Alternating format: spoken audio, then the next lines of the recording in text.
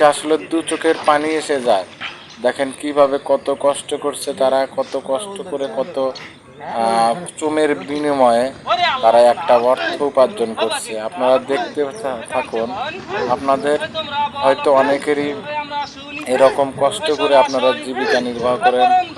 আর সকল মানুষ, এ সকল শ্রমজীবী মানুষের জন্য দোয়া ও ভালোবাসা রইল। আপনারা সকল শ্রমজীবী মানুষের পাশে থাকবেন। আর যারা যারা এই ধরনের শ্রমজীবী মানুষকে ভালোবাসেন তারা অবশ্যই কমেন্টস করে জানাবেন, এবং যারা এই ভিডিওটা দেখছেন তারাও কমেন্টস করবেন এবং ভিডিওটা শেয়ার করে সবাইকে দেখার সুযোগ করে দিবেন। দেখেন কত পরিশ্রম করছে না এরা।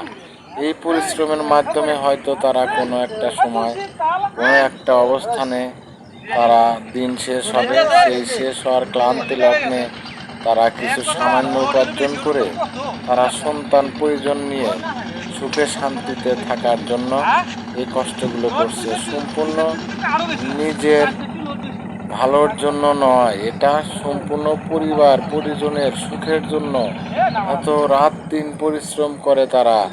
এই শ্রমজীবী মানুষগুলো আমাদের দেশের সম্পদ। এরা কত কষ্ট করে এই পরিশ্রমগুলো করে থাকে। আপনারা দেখতে পাচ্ছেন এখানে নৌকা থেকে কাঠের গুঁড়ি নামাচ্ছে। কত কষ্ট করে এই শ্রমজীবী মানুষগুলো, কত পরিশ্রম এবং ত্যাগ করে। রাতে দিন 24 ঘন্টার মধ্যে প্রায় 12 ঘন্টা তারা এই পরিশ্রম করে থাকে। কতজন লোক ধরেছে, প্রায় এখানে মোট 6 জন লোক আছে। 6 জন লোক ধরে কষ্ট করে এই এত মোটা কাঠের গুঁড়ি নামাচ্ছে। আমার দেখে খুব কষ্ট লাগলো। আপনারা যারা এরকম শ্রমজীবী মানুষের পাশে আছেন বা থাকতে চান, তারা দয়া করে একটু শেয়ার করে সবাইকে ভিডিওটা দেখার সুযোগ করে দিবেন। দেখতে পাচ্ছেন এত মোটা কুড়ি কাঁধে নিয়ে এখন নামাবে। এদের পরিশ্রমের সীমা নেই, অন্তহীন পরিশ্রম করে থাকে। এরা যে অর্থ উপার্জন করে এটা অবশ্যই হালাল। মহান রাব্বুল আলামিন এদেরকে সবাইকে ভালোভাবে এবং সুস্থ রাখুন, এদেরকে সুন্দরভাবে চলার তৌফিক দান করুন।